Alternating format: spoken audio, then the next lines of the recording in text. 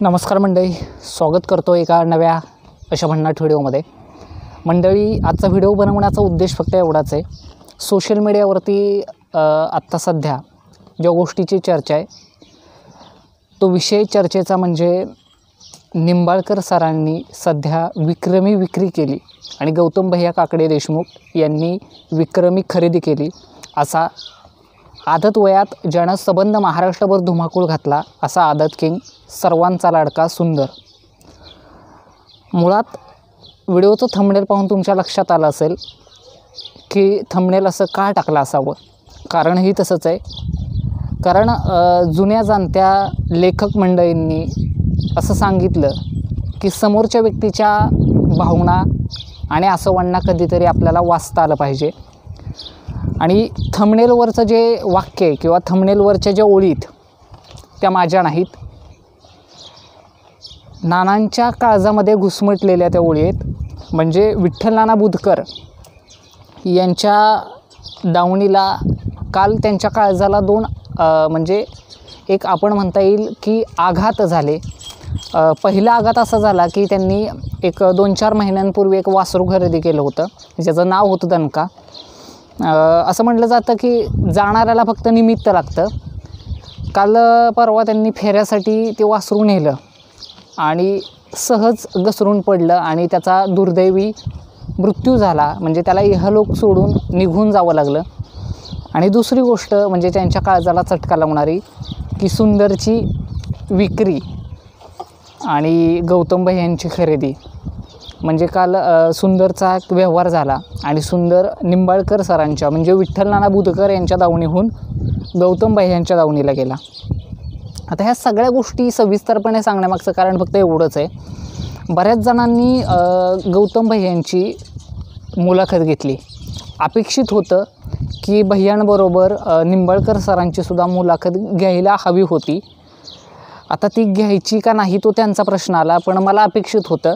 कारण असं की गेल्या 1 महिन्याभरापूर्वी ज्या बैलाला 1.25 कोटीची किंमत येते आणि तरीसुद्धा माझ्या पत्नीच्या इच्छेमुळं म्हणजे रणजित सरांनी ते विधान केलं होतं की बाबा सौभाग्यवती अंकिता रणजित निंबाळकर ह्या मॅडमच्या नावाने जी बैलं पळतात त्यांच्या इच्छेसाठी आणि विठ्ठल नानांच्या किंवा त्यांचे वडील असतील त्यांच्या इच्छेसाठी त्यांनी सुंदर विकला नव्हता।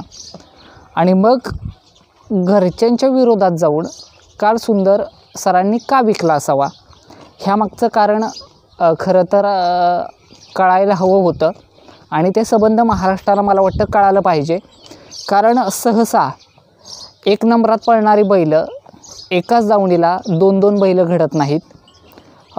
सरांना थोडंसं वाईट वाटेल, परंतु मला वाटतं ही तुमची नाही तर विठ्ठल नानांच्या आणि त्यांच्या वडिलांच्या त्या दावणीची पुण्य असावी म्हणून त्यांच्या दावणीला ती 2 बैलं एका नंबरातली आली।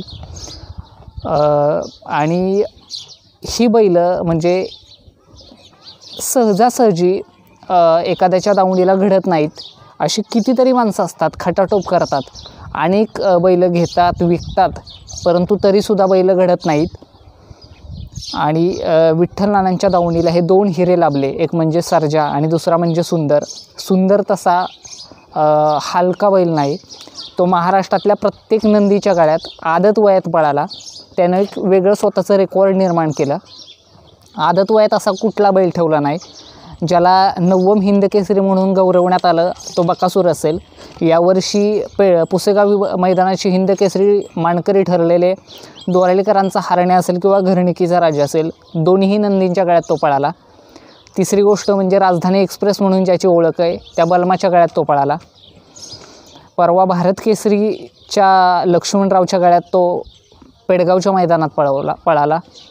बिंजोडचा बेताज बादशाह म्हणून ज्याची ओळख आहे किंवा भारत केसरीचा किताब ज्यानं स्वतःच्या नावावरती केला त्या मथुरच्या गळ्यात त्यानं अनेक बिंजोड गाजवल्या आणि सर्जाच्या गळ्यात तर तो पळाला।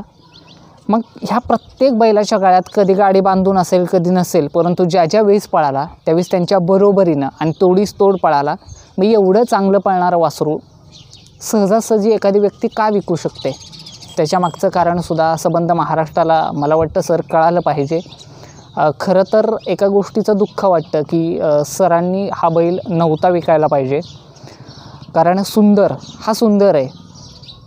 तुम्ही शिवराज ट्रॅव्हल्स पुसेगाव या नावानं पळणारा तो नंदी आपल्याला नाही पाहता आला, परंतु जर व्हिडिओच्या माध्यमातून किंवा फोटोच्या माध्यमातून त्या बैलाकडे पाहिलं तर तो बैल साक्षात त्याच्याजवळ जायला लागतो. आणि मला असं वाटतं की सुंदर नावाची बैल आत्तापर्यंत जी पळाली, पुसेगावचा सुंदर असेल, जीवन ड्रायव्हर निनामकरांचा सुंदर असेल, तात्यांचा सुंदर असेल, ह्याच बैलांच्या पावलावरती पाऊल ठेवत हे वासरूसुद्धा पळतं आहे. भविष्यातला तो स्टार असेल.